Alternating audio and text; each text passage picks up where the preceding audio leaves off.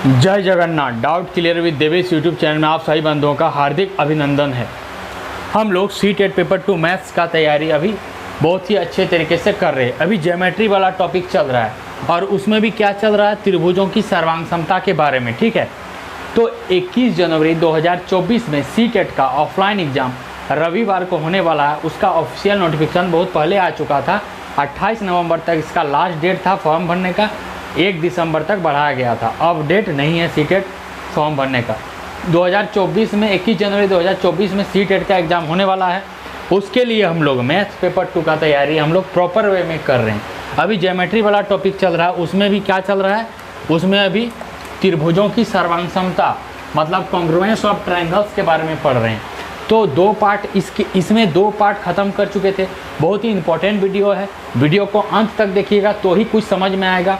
जिस तरह से क्वेश्चन पूछता है उसी हिसाब से पहले हम यहाँ पर थ्योरी बताते हैं, उसके बाद हम उस पर आधारित जो क्वेश्चन पूछता है उस क्वेश्चन को बताते हैं और जिससे आप पूरी तरह से उसको समझ पाएँ।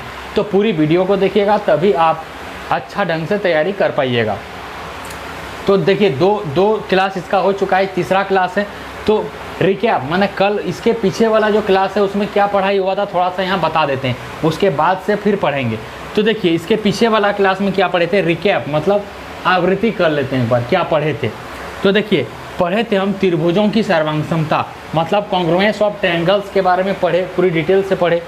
उसके बाद पढ़े 2 त्रिभुज सर्वांगसम कब होते हैं, ये चीज़ हम पढ़े कि दो त्रिभुज सर्वांगसम तभी होते हैं जब दोनों त्रिभुजों का आकार और माप एक समान होता है, मतलब एक दूसरे पर ऐसे ढक जाता है, ओवरलैप कर जाता है, तब 2 त्रिभुज सर्वांगसम होते हैं। इसके बारे में पढ़े हम लोग। और हम क्या पढ़े, 2 त्रिभुज जो सर्वांगसम होते हैं उसे उदाहरण के द्वारा हम विभिन्न उदाहरण के द्वारा समझे कि 2 त्रिभुज सर्वांगसम किस प्रकार से होते हैं। आज हम क्या पढ़ेंगे, सर्वांग समता का कुछ नियम होता है, कुछ प्रतिबंध होता है। 2 त्रिभुज सर्वांगसम होने के लिए कुछ नियम होता है, उस नियम को आज हम लोग पढ़ेंगे। इसके बाद वाला लेक्चर जो होगा, जितना भी प्रीवियस ईयर में क्वेश्चन में पूछा गया है क्वेश्चन, उसका खाली प्रैक्टिस होगा। तो आज का क्लास बहुत ही महत्वपूर्ण है, आप लोग ध्यान लगा के इसको देखिएगा। ठीक है,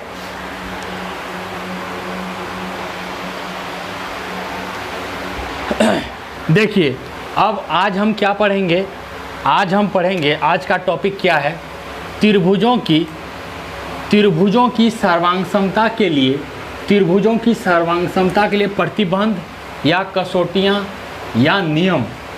इसके बाद जितना भी प्रीवियस ईयर में क्वेश्चन पूछा गया है C-TET में, उसका हम लोग डायरेक्ट प्रैक्टिस करेंगे।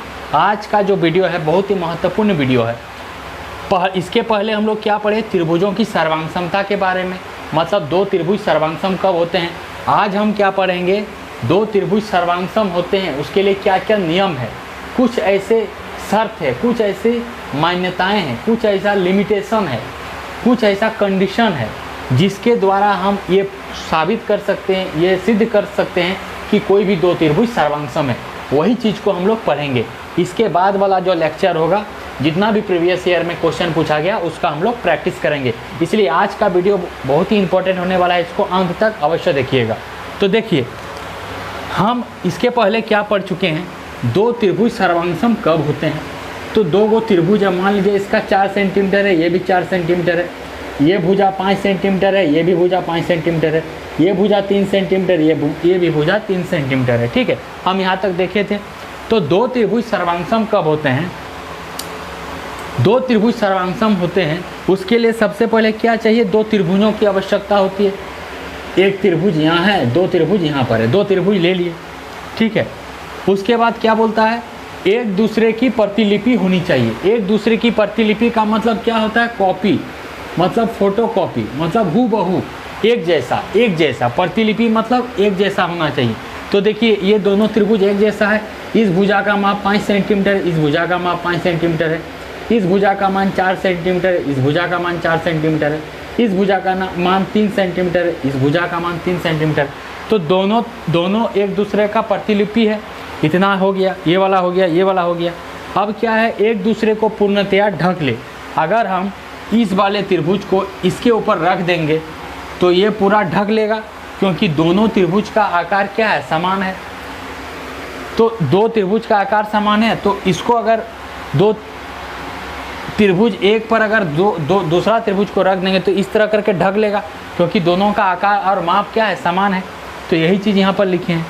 तो समान आकार और समान माप, मतलब दो त्रिभुज सर्वांगसम तभी होता है जब उन दोनों त्रिभुजों का जो आकार है और माप है क्या होना चाहिए, समान होना चाहिए। अगर ऐसा होगा तो उसको हम लोग ढक देंगे, तो ढक के देख लेंगे, तो अगर ढक जाएगा तो कहेंगे कि दोनों त्रिभुज आपस में एक जैसा है, मतलब सर्वांगसम है, मतलब कॉन्ग्रुएंट है, ठीक है। और इस गुण को क्या कहते हैं, सर्वांगसमता कहते हैं। तो ये तो हम एक परिभाषा इसका समझ लिए, जो कि आपका बुक में दिया गया है 7 क्लास और 9 क्लास में, NCERT मैथ बुक का, ठीक है। तो जब प्रश्न पूछा जाएगा क्वेश्चन एग्जाम में, तो हम बार बार इस तरह करके तो देखेंगे नहीं, मतलब दो त्रिभुज को ऐसे ढक करके तो देख नहीं सकते हैं।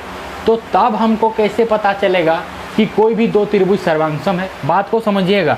अभी तो हम लोग एक परिभाषा में समझ लिए कि दो त्रिभुज सर्वांगसम होगा, उसके लिए क्या जरूरी है, इसका आकार और माप समान है। अगर ऐसा होगा तो दोनों त्रिभुज को ऐसे करके हम चेक कर लेंगे, एक त्रिभुज के ऊपर दूसरा त्रिभुज को ऐसे रख के चेक कर लेंगे। अगर दोनों एक दूसरे को ढक लेगा तो हम कहेंगे कि दोनों त्रिभुज समान है। ये तो हम समझ गए मोटा मोटा इसका परिभाषा से, ठीक है, एक मोटा मोटा जनरल परिभाषा जो होता है। लेकिन अगर एग्जाम में, सीटेट एग्जाम में जब क्वेश्चन पूछा जाता है, बताइए कि ये दो त्रिभुज है, क्या ये सर्वांगसम है, तब तो हम ऐसे नहीं करेंगे कि एक त्रिभुज के ऊपर दो त्रिभुज काटेंगे फिर उसको रखेंगे, तब तो मेरा 2 मिनट उसी में समाप्त हो गया। तो उसके लिए क्या किया जाता है, ये जो परेशानी आई, अभी हमको परेशानी आ गया कि सर्वांगसम चेक करने के लिए क्या हर बार हमको एक त्रिभुज को दूसरे त्रिभुज के ऊपर ऐसे रख के देखना पड़ेगा? नहीं, ये खाली समझने के लिए है। तब हम कैसे पता लगेगा? तो बार बार हमको दो त्रिभुज को सर्वांगसम दिखाने के लिए या प्रमाणित करने के लिए हमको त्रिभुजों को आपस में इस तरह ढकने की आवश्यकता नहीं है। तब हम क्या करेंगे, इसी समस्या को दूर करने के लिए जो गणितज्ञ थे उन्होंने कुछ नियम दिया, और वही नियम है, ये नियम है या प्रतिबंध है या कसौटियाँ है, कुछ नियम दिया जिसके द्वारा हम ये ज्ञात कर सकते हैं कि कोई भी दो त्रिभुज, दुनिया का कोई भी दो त्रिभुज सर्वांगसम हो सकते हैं। तो वो नियम, यही हेडिंग है, इसीलिए ये हेडिंग लिखे हैं, त्रिभुजों की सर्वांगसमता के लिए प्रतिबंध या कसौटियाँ या नियम। इसी नियम के बारे में हम लोग पढ़ेंगे कि हर बार तो ऐसे करके चेक नहीं करेंगे, एक त्रिभुज के ऊपर दूसरा त्रिभुज को ऐसे ढक कर तो चेक नहीं करेंगे। तो इस समस्या से छुटकारा पाने के लिए गणितज्ञों ने 3-4 गो क्या किया, 4-5 गो नियम दिया। उसी नियम को हम लोग पढ़ेंगे और उन्हीं नियमों का बढ़िया से अध्ययन करके हम ये बता पाएंगे कि दो त्रिभुज सर्वांगसम है या नहीं। तो आप लोग बने रहिए, आज उन्हीं नियम को हम बताएंगे, उन नियमों से हम पता कर पाएंगे कि कोई भी दो त्रिभुज सर्वांगसम है या नहीं। आप लोग चैनल में बने रहिए।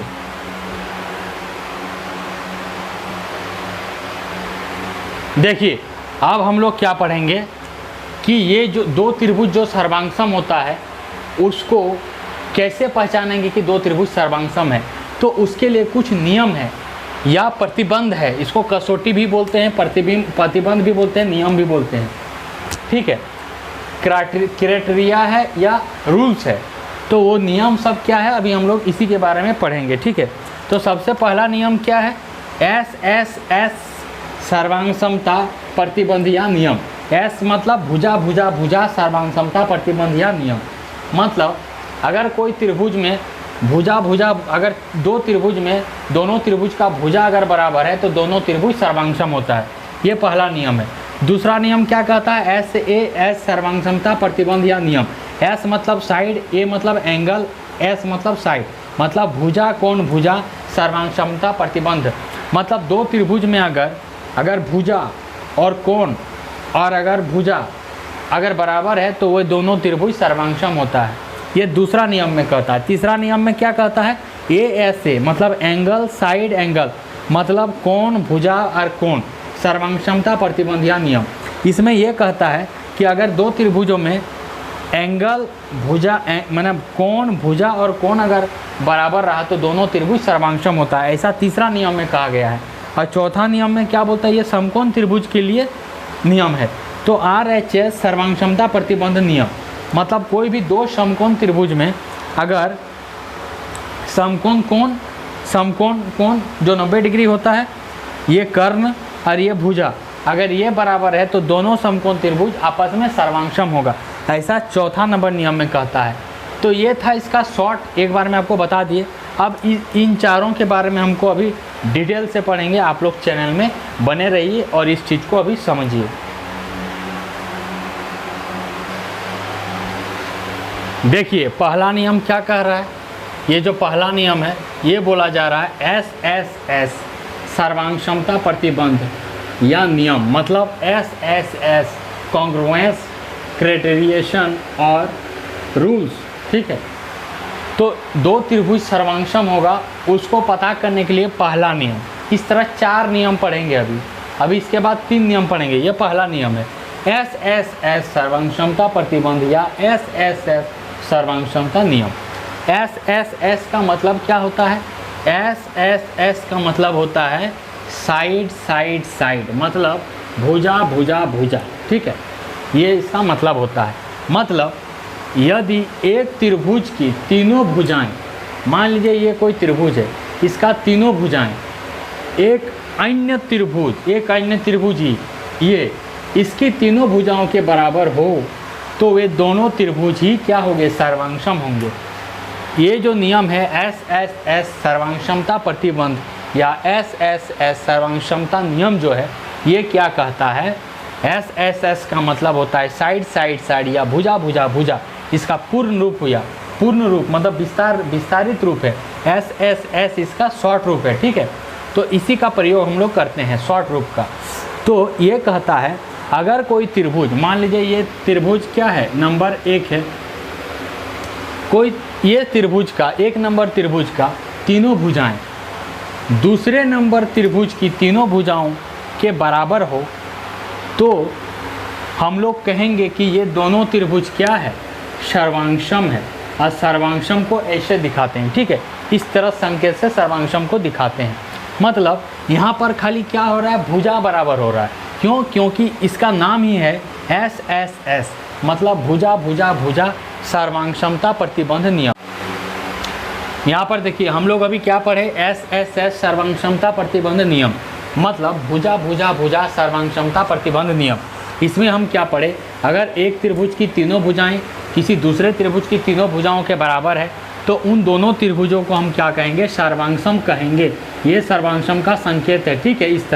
इस तरह सर्वांगसम का चिन्ह है, ये चिन्ह होता है सर्वांगसम का। और अगर दोनों त्रिभुज सर्वांगसम होगा तो यहाँ पर देखिए कैसे इसको लिखेंगे।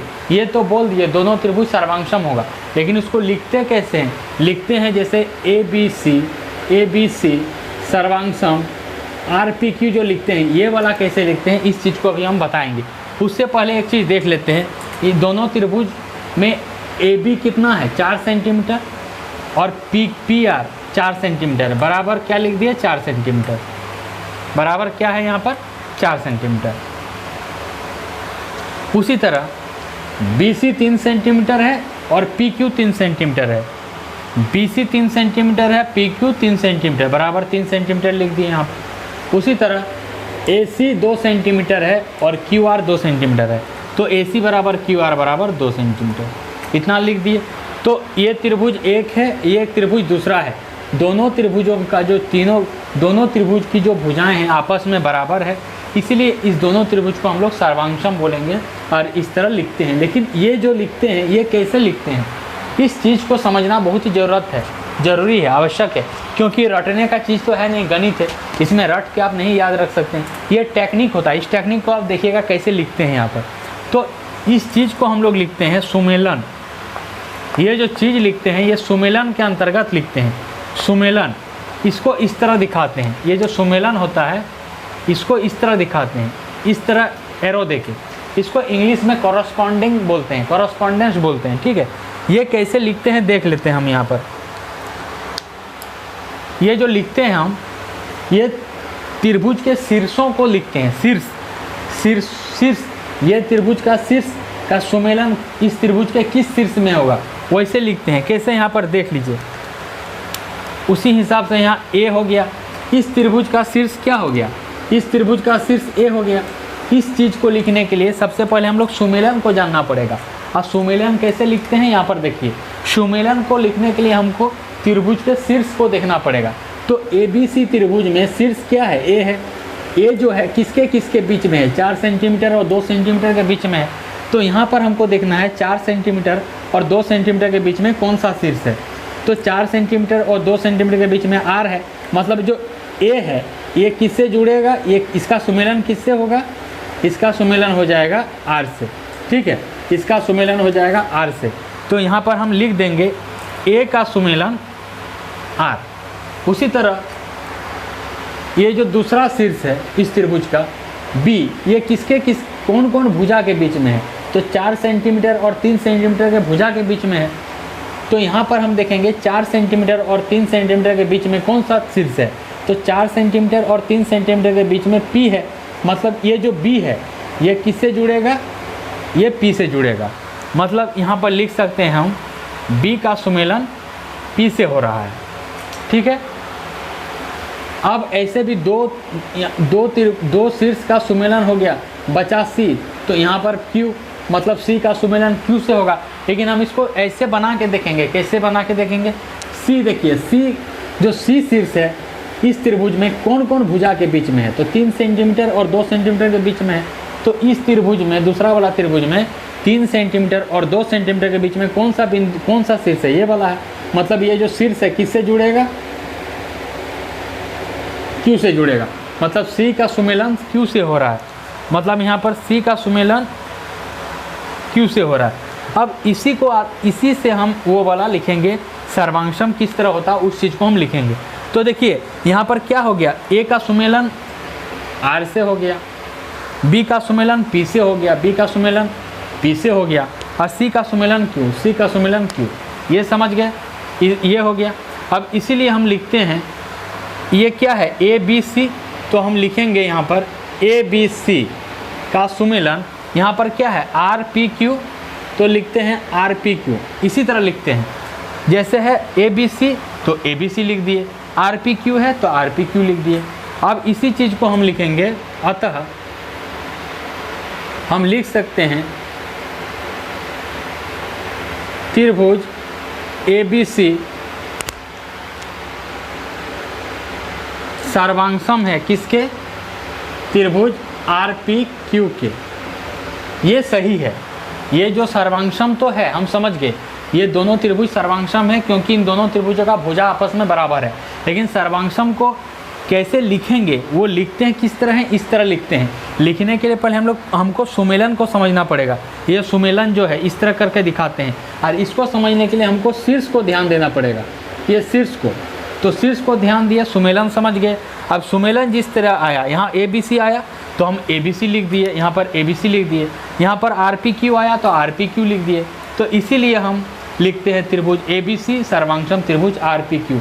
जिस तरह सुमेलन आया उसी हिसाब से, उसी क्रम में हम लोग त्रिभुज सर्वांशम त्रिभुज को लिखेंगे। यही रहा दो त्रिभुज जब सर्वांशम होता है तो SSS सर्वांशमता प्रतिबंध नियम। यहाँ पर हम ब्रैकेट में लिख सकते हैं SSS सर्वांशमता प्रतिबंध, ठीक है, ये लिख देंगे यहाँ पर, क्योंकि ये जो सर्वांशम हुआ किसके अनुसार हुआ? भुजा भुजा भुजा, SSS सर्वांशमता प्रतिबंध नियम। इसके बाद दूसरा जो नियम है उसको पढ़ेंगे, आप लोग चैनल में बने रहिए।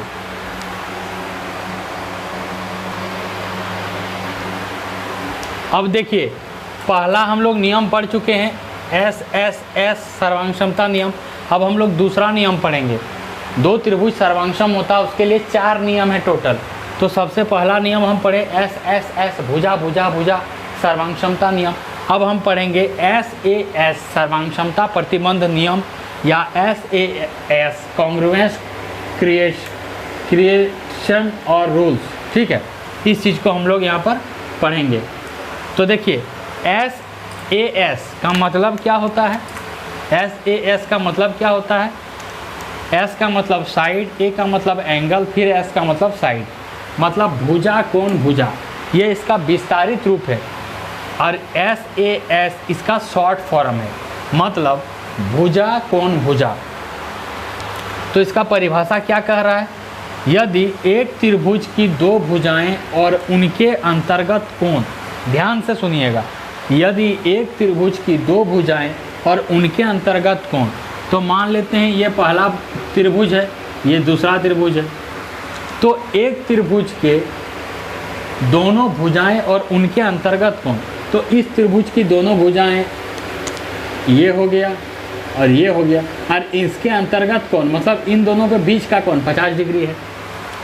बोला जा रहा है दूसरे त्रिभुज की दो भुजाओं और उनके अंतर्गत कोण के बराबर हो तो दोनों त्रिभुज ही सर्वांगसम होते हैं। कहा जा रहा है अगर कोई त्रिभुज पहला त्रिभुज है, इसका दोनों भुजाएं और उसके अंतर्गत कोण मतलब दोनों भुजाओं के जो बीच में बनता है वो कोण किसी दूसरे त्रिभुज के दोनों भुजाओं और उसके अंतर्गत जो कोण बन रहा है, मतलब ये दोनों, एक भुजा यहाँ है एक भुजा यहाँ, इसके अंतर्गत कोण ये बन रहा है। अगर दोनों बराबर है तो कहेंगे कि दोनों त्रिभुज क्या है, सर्वांगसम है। फिर से एक बात सुन लीजिए, अगर कोई एक त्रिभुज का दो भुजा और उसके बीच में बना कोण मतलब उसके अंतर्गत कोण, बीच में बना कोण को अंतर्गत कोण कहते हैं। किसी दूसरे त्रिभुज की दोनों भुजा और उसके बीच में बने कोण के बराबर है तो कहेंगे कि ये दोनों त्रिभुज क्या है, ये दोनों त्रिभुज सर्वांगसम है। ठीक है, अब हम लोग इसके आगे देख लेंगे जो ये सर्वांगसम, इसको लिखते कैसे हैं और सुमेलन कैसे निकालते हैं। आप लोग चैनल में बने रहिए।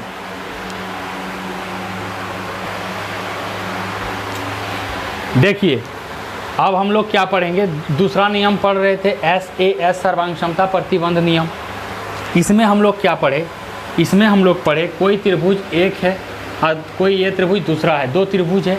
इसमें अगर बोला जा रहा है दो भुजा बराबर है और उसके बीच अगर कोई कोण बन रहा है तो वे दूसरे त्रिभुज में भी अगर दो भुजा के बीच में वही कोण बन रहा है तो वे दोनों त्रिभुज क्या होगा, दोनों त्रिभुज सर्वांगसम होगा। ठीक है, अगर कोई कोई एक त्रिभुज का दोनों भुजा बराबर है और उनके बीच अगर कोई कोण बन रहा है और किसी दूसरे त्रिभुज में भी अगर दोनों भुजा बराबर है और उनके बीच में भी जो कोण बन रहा है, उनके बीच में जो कोण बन रहा है वो बराबर है दोनों, तो ये दोनों त्रिभुज सर्वांगसम होगा। तो सर्वांगसम को इस तरह हम दिखा दिए। तो यहाँ पर देखिए AB ये तो सर्वांगसम बोल दिए, अब लिखते कैसे है सर्वांगसम उसको हम लोग देखेंगे। उसके पहले एक चीज़ हम लोग देख लेते हैं, AB बराबर EF बराबर क्या है, 3 सेंटीमीटर। AB 3 सेंटीमीटर है, EF 3 सेंटीमीटर, यही चीज़ लिखे हैं क्योंकि यहाँ पर क्या है, साइड एंगल साइड मतलब भुजा कोण भुजा। तो सबसे पहले भुजा का मान लिख रहे हैं, उसके बाद कोण का मान लिखेंगे, यहाँ जैसे है वैसे लिखेंगे। तो उसके बाद एंगल B है 50 डिग्री, तो एंगल E 50 डिग्री है, तो एंगल B बराबर E बराबर क्या लिखे हैं, 50 डिग्री। उसके बाद फिर साइड है तो फिर साइड लिखेंगे भुजा। BC 2 सेंटीमीटर है और DE 2 सेंटीमीटर है, तो BC बराबर DE बराबर कितना लिख दिए, 2 सेंटीमीटर है। ये चीज़ लिख दिए, भुजा कोण भुजा। ठीक है, अब हम कैसे बताएंगे जो ये वाला त्रिभुज सर्वांगसम तो है, हम लिखेंगे कैसे, किस तरह से हम जानेंगे कैसे लिखेंगे, उस चीज़ को हम लोग देखते हैं। उसके लिए हम सुमेलन को जानते हैं। सुमेलन मतलब इस तरह होता है, इस तरह दिखाते हैं सुमेलन को। ठीक है, अब सुमेलन को समझने के लिए हमको त्रिभुज का शीर्ष को समझना पड़ेगा। ठीक है, तो यहाँ पर देखिए ये जो त्रिभुज है A, ये त्रिभुज A क्या है, इस त्रिभुज का शीर्ष है। तो ये शीर्ष किसके सुमेलन में होगा वो कैसे जानेंगे, तो ये जो शीर्ष है किसके किसके बीच में है, तो एक 3 सेंटीमीटर के बीच में है और एक खाली भुजा के बीच में है।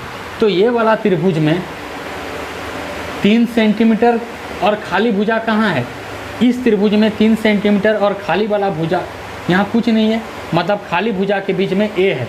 तो इस त्रिभुज में 3 सेंटीमीटर और ये खाली वाला भुजा, इसके बीच में जो शीर्ष है वो F है।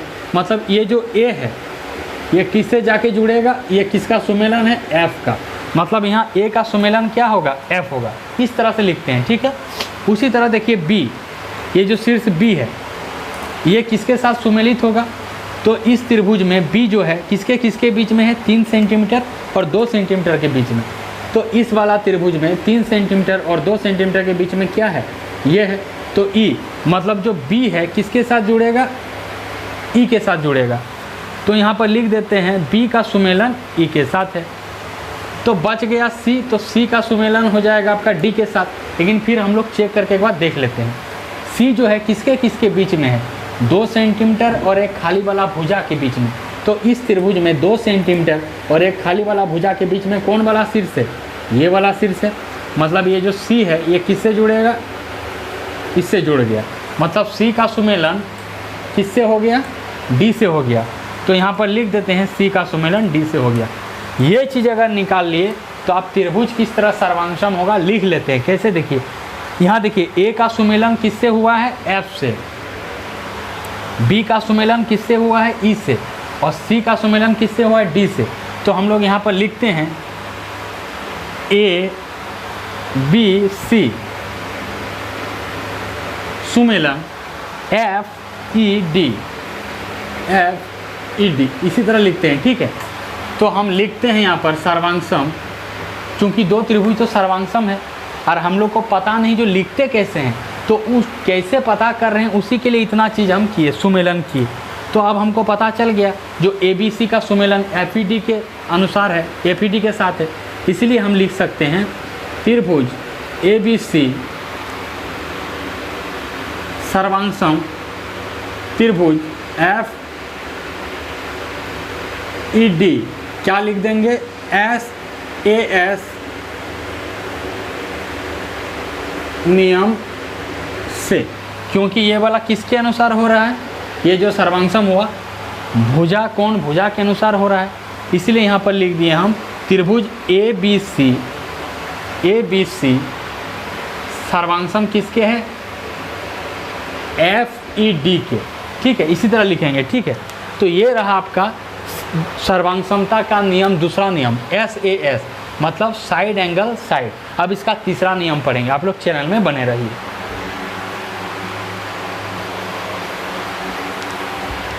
देखिए हम लोग क्या पढ़ रहे थे, त्रिभुजों की सर्वांगसमता प्रतिबंध का नियम, उसमें 2 नियम हम लोग पढ़ चुके। अब तीसरा नियम पढ़ेंगे।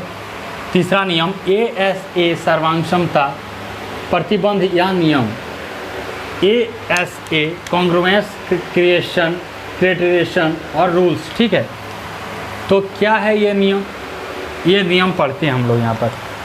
ए एस ए सर्वांगसमता प्रतिबंध नियम, मतलब ए एस ए मतलब ए का मतलब एंगल हो गया, एस का मतलब साइड हो गया, फिर ए का मतलब एंगल हो गया, मतलब कोण भुजा कोण।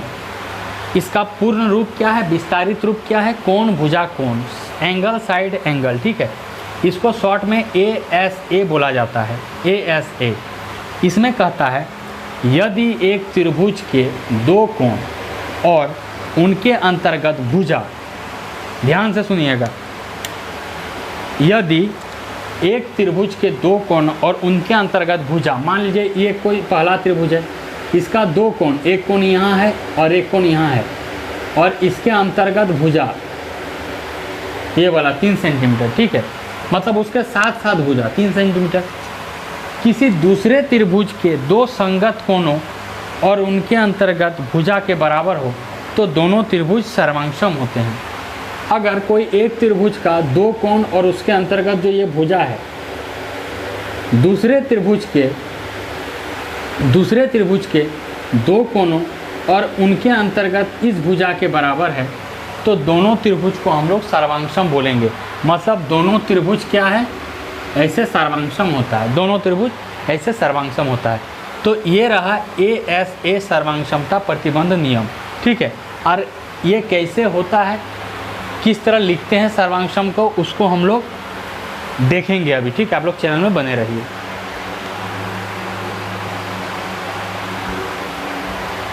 देखिए हम लोग तीसरा वाला नियम पढ़ रहे थे, एस ए सर्वांगसमता प्रतिबंध नियम। ठीक है, इसमें क्या कहता है, अगर कोई पहला त्रिभुज है और ये दूसरा त्रिभुज है, अगर पहला त्रिभुज का 2 कोण, एक कोण ये एक कोण ये, और उसके अंतर्गत भुजा मतलब ये वाला भुजा किसी दूसरे त्रिभुज का 2 कोण मतलब ये वाला कोण और ये वाला कोण, उसके अंतर्गत भुजा इसके बराबर हो तो दोनों त्रिभुज क्या है, दोनों त्रिभुज को सर्वांगसम बोलेंगे। सर्वांगसम हो गया। इसे कहते हैं ASA, मतलब एंगल साइड एंगल, मतलब कोण भुजा कोण सर्वांग प्रतिबंध नियम, मतलब दो कोण और एक भुजा, दो कोण एक भुजा, ठीक है। इसमें क्या होता है, इसमें होता है एक एंगल ASA, तो पहले एंगल लिखेंगे, एंगल A 40 डिग्री है, तो एंगल A यहाँ पर 40 डिग्री कौन है, एंगल F, मतलब एंगल A बराबर है एंगल F बराबर 40 डिग्री है, ठीक हो गया। उसके बाद क्या है S भुजा, अंतर्गत भुजा क्या है, AB 3 सेंटीमीटर, EF 3 सेंटीमीटर, तो AB बराबर EF बराबर 3 सेंटीमीटर हो गया। उसके बाद फिर है A एंगल, तो एंगल दूसरा एंगल क्या है 60 डिग्री, तो 60 डिग्री एंगल B है, यहाँ पर 60 डिग्री एंगल E है, तो एंगल B बराबर एंगल E बराबर 60 डिग्री, मतलब ASA कोण भुजा कोण, एंगल कोण एंगल साइड और एंगल, इस चीज़ के बारे में लिख लिए। अब ये जो दो त्रिभुज सर्वांगसम है, तो सर्वांगसम कैसे होता है, कैसे होता है समझ गए, क्योंकि ये इसका दो कोण है और एक भुजा, दो कोण एक भुजा के बराबर है, इसीलिए इन दोनों त्रिभुज को सर्वांगसम बोलेंगे। सर्वांगसम तो है, लेकिन सर्वांगसम को कैसे लिखते हैं, कैसे लिखते हैं यहाँ पर समझ लेंगे। उस चीज़ को समझने के लिए यहाँ पर सुमेलन को समझना पड़ेगा। सुमेलन को ऐसे लिखते हैं, ये दो तरफ तीर दिखा के, ठीक है। और सुमेलन को समझने के लिए हमको क्या करना पड़ेगा, त्रिभुज का शीर्ष को देखना पड़ेगा, ठीक है। और जब इतना कर लेंगे तो लिख देंगे जो ये वाला त्रिभुज इसके सर्वांगसम है। तो सुमेलन को समझते हैं, तो ये जो A है, ठीक है, ये जो शीर्ष A है, A का सुमेलन किससे है, तो A जो है किसके किसके बीच में है, तो 3 सेंटीमीटर के बीच में है और एक खाली भुजा के बीच में है, और इनके बीच का कोण 40 डिग्री है। इस त्रिभुज में देखेंगे 3 सेंटीमीटर और खाली भुजा और 40 डिग्री, तो ये वाला कौन शीर्ष है, F शीर्ष है, मतलब जो A है ये किससे, इसका सुमेलन किससे होगा, F से होगा, मतलब यहाँ A का सुमेलन क्या हो जाएगा, F हो गया। उसी तरह यहाँ पर B देखते हैं, B का सुमेलन किससे होगा, ये जो B है, तो B किसके किसके बीच में है, 3 सेंटीमीटर के बीच में है और 60 डिग्री कोण है और एक खाली भुजा के बीच में है। तो यहाँ पर देखेंगे 3 सेंटीमीटर खाली भुजा और 60 डिग्री, तो मतलब ये वाला ये हो गया। तो ये जो B है किससे सुमेलित होगा, E से, मतलब B किससे सुमेलित होगा, E से। उसी तरह से बचा क्या C, तो C का D से ही हो जाएगा, लेकिन इसको भी हम लोग ऐसे देखेंगे, ये दो खाली भुजा के बीच में C है, तो यहाँ पर भी दो खाली भुजा के बीच में D है, तो ये वाला जो शीर्ष है और ये वाला शीर्ष मिला देंगे, ठीक है, ऐसे करके मतलब C का सुमेलन D से होगा, तो C का सुमेलन D से हो गया, इतना लिख दिए। इसीलिए हम लोग लिखते हैं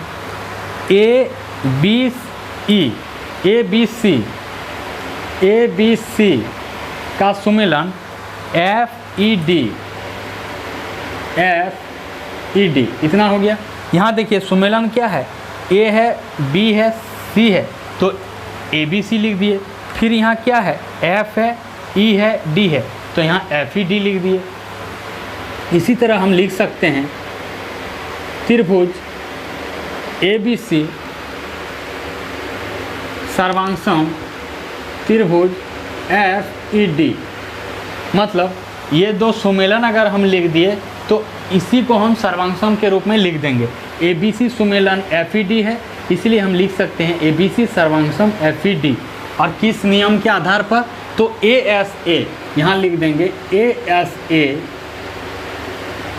नियम से, ASA नियम से, मतलब अगर कोई त्रिभुज का एक कोण, दो कोण और उसके अंतर्गत भुजा, दूसरे त्रिभुज का दो कोण और उसके अंतर्गत भुजा के बराबर है, तो दोनों त्रिभुज सर्वांगसम होते हैं। तो उसको इस तरह से लिखते हैं। ये रहा इसका तीसरा नियम।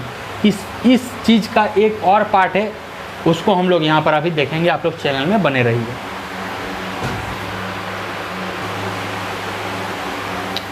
देखिए हम लोग ये वाला पढ़ रहे थे, ASA सर्वांगसमता प्रतिबंध, ये पढ़ लिए।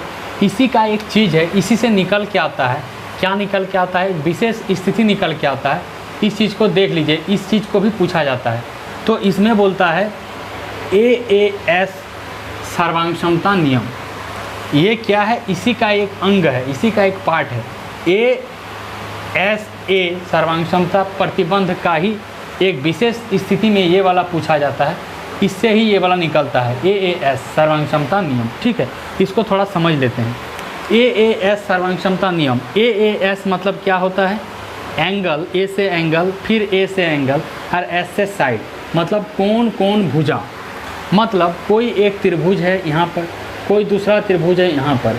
कहता है कोई एक त्रिभुज का दो कोण, सुनिएगा, कोई एक त्रिभुज का दो कोण और एक संगत भुजा अगर किसी दूसरे त्रिभुज का दो कोण और एक संगत भुजा के बराबर हो तो वे दोनों त्रिभुज क्या है? वे दोनों त्रिभुज को सर्वांगसम बोलेंगे, सर्वांगसम होता है।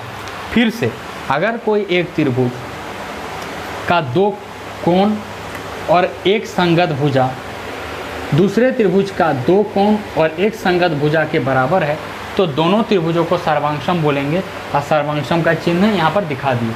लेकिन एक चीज़ यहाँ कंडीशन है, ये जो भुजा है ये कोण के अंतर्गत नहीं होगा। इसके पहले ये जो पढ़े इसमें क्या होता था? दोनों कोणों के बीच में भुजा रहता था, माना इसके अंतर्गत। लेकिन इसमें क्या होता है, AAS में क्या होता है? दो कोण और एक भुजा तो रहेगा, लेकिन दो कोण के अंतर्गत एक भुजा नहीं रहेगा, भुजा अलग से होगा। देखिए, कोण के बीच में भुजा नहीं है, ये अलग से भुजा दिया गया है। यहाँ पर भी कोण के बीच में भुजा नहीं है, अलग से भुजा दिया गया है। तो इस स्थिति में भी दोनों त्रिभुज सर्वांगसम होता है। कैसे, यहाँ पर अभी देखेंगे। तो यहाँ पर AAA मतलब पहले एंगल लिखेंगे, फिर एंगल लिखेंगे, फिर भुजा लिखेंगे। तो देखिए, एंगल A 60 डिग्री है, तो यहाँ पर 60 डिग्री एंगल Q है, मतलब एंगल A बराबर एंगल Q बराबर कितना है? 60 डिग्री।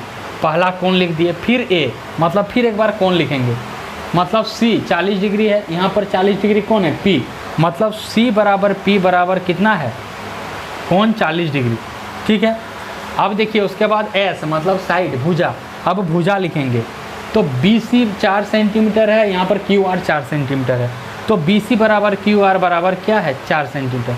इतना चीज़ लिख दिए। अब हम लोग क्या करेंगे? सुमेलन करेंगे। क्या करेंगे हम लोग? सुमेलन करेंगे, सुमेलन। अब ये जो सर्वांगसम हो गया, तो सर्वांगसम को दिखाएंगे कैसे, लिखेंगे कैसे सांकेतिक भाषा में? उसके लिए हम लोग सुमेलन जानते हैं। और सुमेलन के लिए हम लोग को क्या करना पड़ेगा? त्रिभुजों को शीर्ष को देखना पड़ेगा। तो देखिए, इसका जो A है ये किससे सुमेलित होगा? तो इस त्रिभुज में जो A है ये किसके किसके बीच में है? दो खाली भुजा के बीच में है, लेकिन एंगल 60 डिग्री बन रहा है। तो इस त्रिभुज में एंगल 60 डिग्री यहाँ बन रहा है, यहाँ पर भी दो खाली भुजा के बीच में है, तो ये शीर्ष Q है। मतलब जो A है ये किससे जुड़ेगा? ये Q से जुड़ेगा, मतलब A का सुमेलन Q से हो गया। फिर B का सुमेलन किससे होगा? B किसके किसके बीच में है? 4 सेंटीमीटर के बीच में है और एक खाली भुजा के बीच में है। तो यहाँ पर इस त्रिभुज में 4 सेंटीमीटर और एक खाली भुजा के बीच में क्या है? R है। तो B जो जुड़ेगा किससे जुड़ेगा? ये R से जुड़ गया, मतलब B का सुमेलन R से हो गया। ठीक है, उसके बाद बचा C का सुमेलन किससे होगा? तो देखिए, C किसके किसके बीच में है? 4 सेंटीमीटर और एक खाली भुजा के बीच में, और कोण 40 डिग्री बन रहा है। तो यहाँ पर देखिए, कोण 40 डिग्री बन रहा है, कोण 40 डिग्री बन रहा है यहाँ पर। तो ये P मतलब C जो है जुड़ेगा, किससे जुड़ेगा? ये P से जुड़ गया, मतलब C का सुमेलन किससे हो गया? P से हो गया।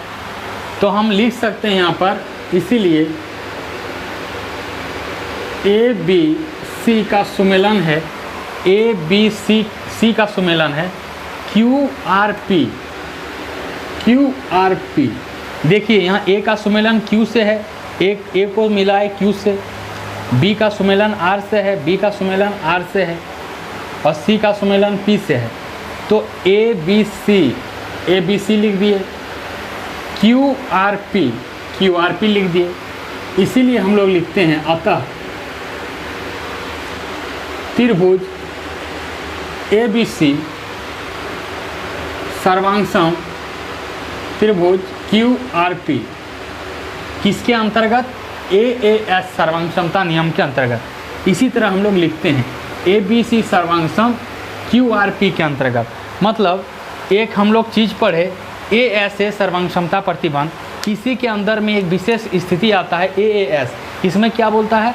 दो कोण होगा और एक संगत भुजा। अगर दूसरा त्रिभुज का दो कोण और एक संगत भुजा के बराबर है तो दोनों त्रिभुज सर्वांगसम है।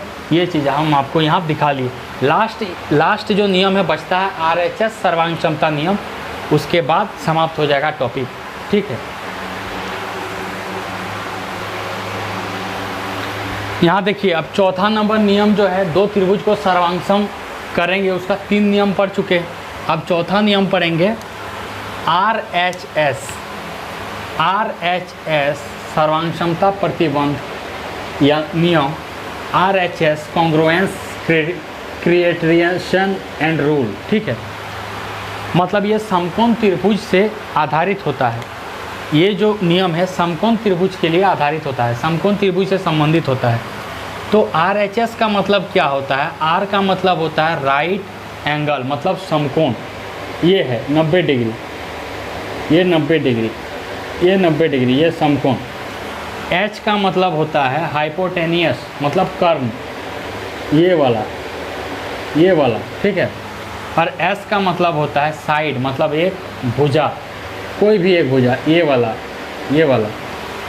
तो यदि किसी समकोण त्रिभुज का कर्ण और एक भुजा किसी दूसरे समकोण त्रिभुज के कर्ण और एक भुजा के बराबर हो तो दोनों समकोण त्रिभुज सर्वांगसम होते हैं। ये जो RHS सर्वांगसमता नियम या प्रतिबंध है, इसमें बोला जा रहा है अगर कोई एक समकोण त्रिभुज है, इसमें जो कर्ण है और एक भुजा है, दूसरे समकोण त्रिभुज मतलब ये वाला, उसके कर्ण और भुजा के अगर बराबर है तो दोनों समकोण त्रिभुज को क्या बोलेंगे? सर्वांगसम। मतलब ऐसे सर्वांगसम, दोनों समकोण त्रिभुज सर्वांगसम होगा। और इसे ही क्या कहते हैं हम लोग? RHS सर्वांगसमता नियम भी कहा जाता है। तो यही है RHS सर्वांगसमता नियम, समकोण त्रिभुज पर आधारित सर्वांगसमता नियम। ठीक है, ये कैसे होता है, कैसे सर्वांगसम होता है, इसको हम लोग अभी देखेंगे। आप लोग चैनल में बने रहिए।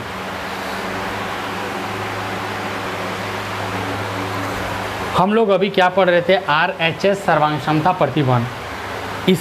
इसमें क्या कर रहा है? कोई एक समकोण त्रिभुज है, इसका अगर कर्ण और कोई एक भुजा बराबर है दूसरा समकोण त्रिभुज के कर्ण और एक भुजा से, तो ये दोनों जो समकोण त्रिभुज है ये आपस में क्या होता है? सर्वांगसम होता है।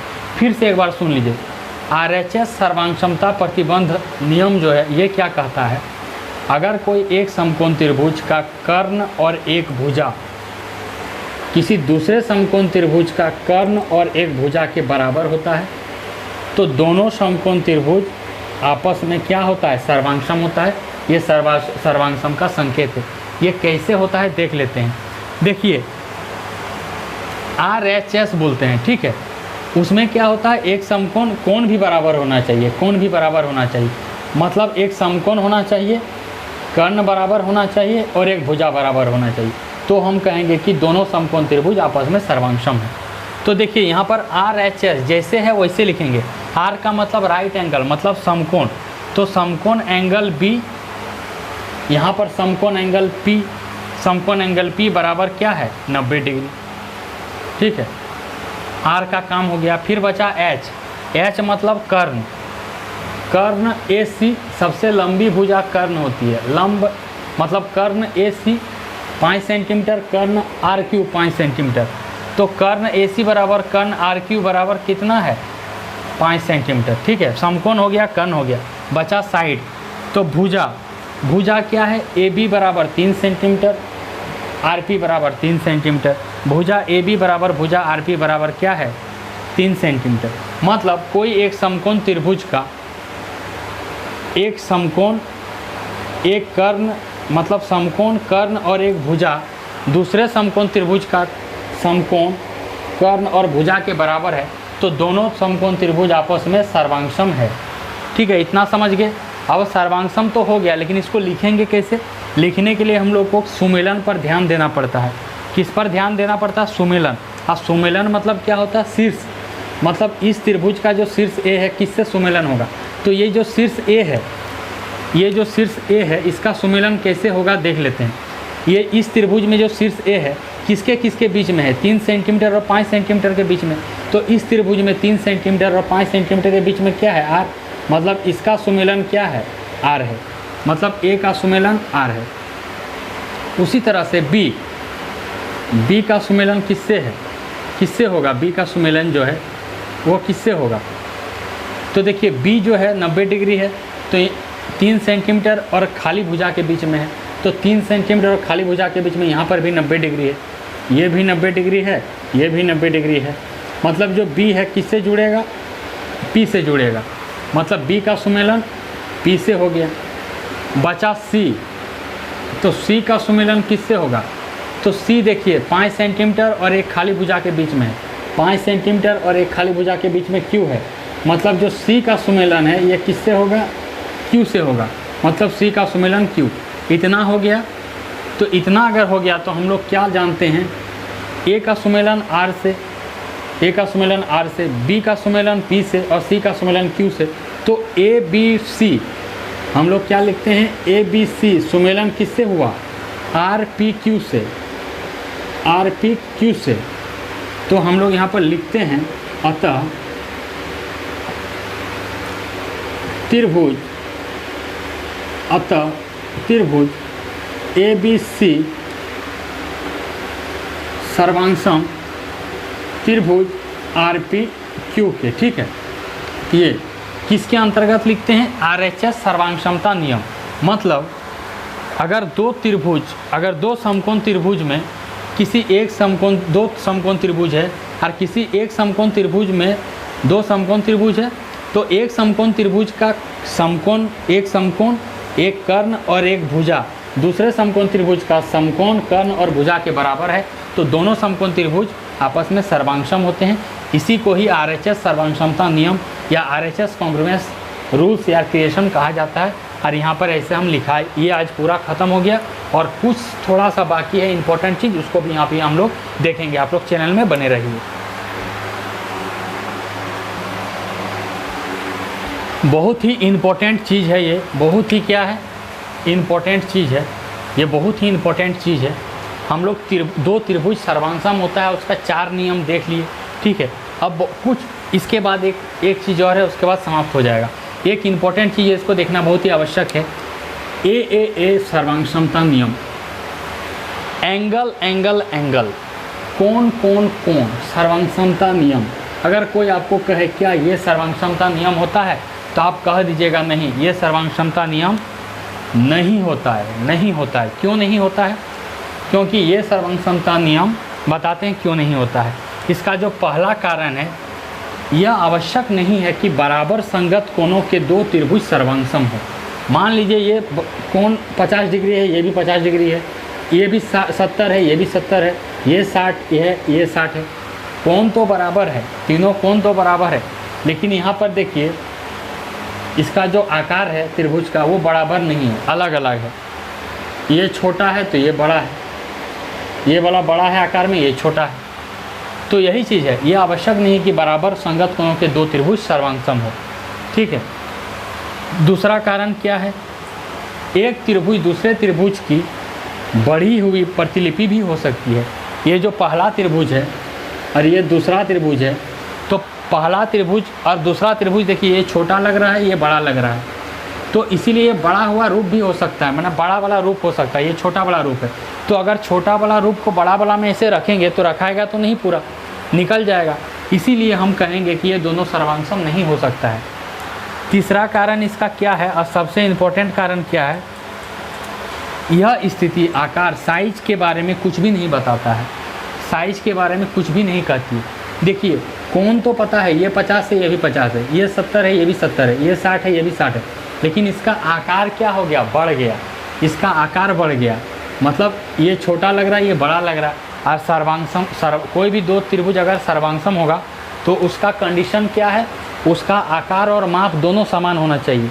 तो इसमें माप तो समान हो रहा है लेकिन आकार नहीं समान हो रहा है। इसका माप और आकार, माप तो समान हो रहा है लेकिन आकार नहीं हो रहा है, इसीलिए ये दोनों त्रिभुज क्या है, ये दोनों त्रिभुज सर्वांगसम नहीं है इस नियम के अनुसार, ए नियम के अनुसार। इसीलिए हम कह सकते हैं ए जो होता है ट्रिपल ए सर्वांगसमता नियम नहीं होता है, क्योंकि ये खाली माप बराबर है, साइज इसका बराबर नहीं है, साइज छोटा बड़ा है। लेकिन सर्वांगसमता में माप और साइज दोनों चाहिए, यहाँ माप समान है लेकिन साइज बराबर नहीं है। तो इसीलिए ए सर्वांगसमता नियम नहीं होता है। इस चीज़ को आप लोग ध्यान दीजिएगा। देखिए हम पूरा समझ गए सर्वांगसमता के लिए जो प्रतिबंध होता है, नियम होता है, और कुछ इम्पोर्टेंट चीज़ समझ रहे थे, वो इम्पोर्टेंट चीज़ यहाँ पर अभी हम लोग देख लेंगे, उसके बाद क्लास आज का समाप्त। तो इम्पोर्टेंट चीज़ क्या है, तो देखिए जब भी सर्वांगसम त्रिभुज होता है, ये पहला त्रिभुज है मान लीजिए, ये दूसरा त्रिभुज है, इसका भुजा 4 सेंटीमीटर है AB, और PQ 4 सेंटीमीटर है, BC 6 सेंटीमीटर है, QR 6 सेंटीमीटर है, AC 3 सेंटीमीटर है, PR 3 सेंटीमीटर है। तो ये भुजा से सर्वांगसम होता है, ये हम लोग पढ़े, अभी पढ़ लिए, क्योंकि भुजा बराबर है तो भुजा नियम से सर्वांगसम हो जाता है। ठीक है, तो इसको जब हम लिखते हैं, क्या लिखते हैं, ABC सर्वांगसम PQR लिखते हैं। तो देखिए ए कैसे इसको लिखते हैं, अभी कुछ देर पहले बताया, एक बार और बता देते हैं। यहाँ पर इसी चीज़ का उपयोग होगा जब प्रैक्टिस करेंगे क्वेश्चन तब। तो देखिए ये जो है ना, ये सुमेलन में लिखते हैं, ये सुमेलन होता है, मतलब इस तरह करते हैं। ठीक है, तो ए जो है इस त्रिभुज में ए है, ये किसके बीच में, 4 सेंटीमीटर और 3 सेंटीमीटर के बीच में। तो यहाँ 4 सेंटीमीटर और 3 सेंटीमीटर के बीच में क्या है, P है, तो इसका सुमेलन P हो जाएगा, मतलब A का सुमेलन P है। B किसके बीच में है, 4 और 6 के बीच में, तो यहाँ 4 और 6 के बीच में Q है, मतलब Q का जो सुमेलन है, B का सुमेलन Q है, B का सुमेलन Q है। C जो है 6 और 3 के बीच में है, तो 6 और 3 के बीच में क्या है, R है, तो ये जो C है ये इसका सुमेलन R से हो गया, तो C का सुमेलन R से हो गया। तो हम लोग लिख सकते हैं ABC सुमेलन PQR। यहाँ पर देखिए ABC, तो यहाँ ABC लिखे, PQR तो PQR लिख दिए। इसीलिए हम लोग लिखते हैं त्रिभुज ABC सर्वांगसम त्रिभुज PQR, इसी तरह हम लोग लिखते हैं। लेकिन ये सही फॉर्म है, लेकिन अगर हम त्रिभुज ABC सर्वांगसम RPQ लिखते हैं तो ये गलत हो जाता है। ये क्या हो जाता है, ये गलत हो जाता है। कैसे, क्योंकि तब A का सुमेलन यहाँ पर क्या देखिए P से है, लेकिन यहाँ A का सुमेलन R से होता है, A का सुमेलन R से नहीं होगा, A का सुमेलन P है, इसीलिए यह गलत हो गया। B का सुमेलन Q से है, तो B का सुमेलन यहाँ P से हो रहा है, B का सुमेलन P से हो रहा है, नहीं होगा, मतलब ये गलत है। C का सुमेलन R से हो रहा है और यहाँ पर C का सुमेलन Q से हो रहा है, C का सुमेलन Q नहीं है, गलत है, मतलब ये वाला जो है इस तरह गलत है। ये जो है सही विधि है, इस तरह लिखते हैं, इस तरह सुमेलन निकाल के हम इस तरह सर्वांगसम को लिखते हैं। ठीक है, ये रहा पूरा सर्वांगसमता का कॉन्सेप्ट। और एक चीज़ है, जब भी कोई दो त्रिभुज सर्वांगसम होता है तो सर्वांगसम त्रिभुजों के जो संगत भाग होते हैं बराबर होते हैं, जिसे हम लोग इंग्लिश में CPCT कहते हैं। इसका जब क्वेश्चन बनाएंगे तो उसका उपयोग होगा। ये रहा पूरा त्रिभुजों के सर्वांगसमता के लिए जो प्रतिबंध था, 4 प्रतिबंध था और 4 नियम था, वो सब हम बता दिए, जिसमें से भुजा SSS नियम था, ASA नियम था, उसके बाद क्या था, RHS नियम था और SAS नियम था। इतना पढ़ लिए और कुछ इम्पोर्टेंट चीज़ पढ़ लिए, जिसका उपयोग जो इसके बाद जो हम क्लास लाएंगे उसमें हम क्वेश्चन बनाने में करेंगे। तो ये रहा पूरा त्रिभुजों की सर्वांगसमता के लिए प्रतिबंध का पूरा कॉन्सेप्ट। तो टॉपिक वाइज पढ़ा रहे हैं, पहले कॉन्सेप्ट बताए, इसके बाद जो CTET में क्वेश्चन पूछा जाता है इस चैप्टर से, इस टॉपिक से, सर्वांगसमता वाला टॉपिक से, कल से वो हम लोग प्रैक्टिस करना, क्वेश्चन स्टार्ट कर देंगे। ठीक है, तो पूरा वीडियो देखिए, बहुत ही मेहनत लगता है और ये क्लास 7 और 9 का चैप्टर 7 का टॉपिक है, आप वहाँ से भी पढ़ सकते हैं। लेकिन हम यहाँ पर बढ़िया से अध्ययन करके समझाए, इसलिए आप यहाँ पर पढ़िए, कहीं पढ़ने का ज़रूरत नहीं है। 21 जनवरी 2024 में सीटेट का ऑफलाइन मोड में रविवार को एग्ज़ाम होने वाला है। इसका नोटिफिकेशन आ चुका है, बहुत जल्दी एग्ज़ाम हो जाएगा, समय बहुत कम है। आप लोग इधर उधर भटकिए नहीं, इस चैनल में जाके सभी वीडियो देखिए और पेपर 2 मैथ्स का 30 नंबर का तैयारी कीजिए। पेडागोजी का भी क्लास बहुत जल्दी लाने वाले हैं। कल से इसी टॉपिक में त्रिभुजों की सर्वसमता जो है, इससे प्रैक्टिस करेंगे क्वेश्चन जो कि प्रीवियस ईयर में पूछा है। तब तक के लिए धन्यवाद। जय जगन्नाथ।